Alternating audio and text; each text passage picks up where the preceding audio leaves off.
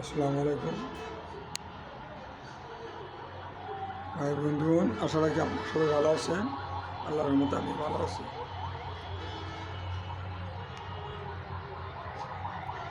আজকে রান্না মুরগির মাংস দিয়ে বিরিয়ানি পাকানো হয়েছে।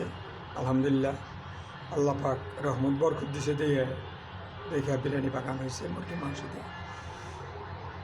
দোয়া করবেন। জাম লেগেছে রাস্তায়, পুরো জাম, গাড়ি ঘোড়া পিপিলিকার মতো চলছে।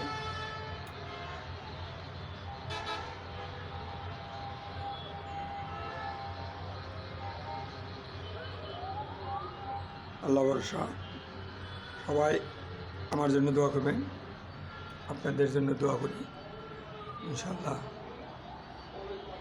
আসসালামু আলাইকুম ওয়া রাহমাতুল্লাহি ওয়া বারাকাতুহু।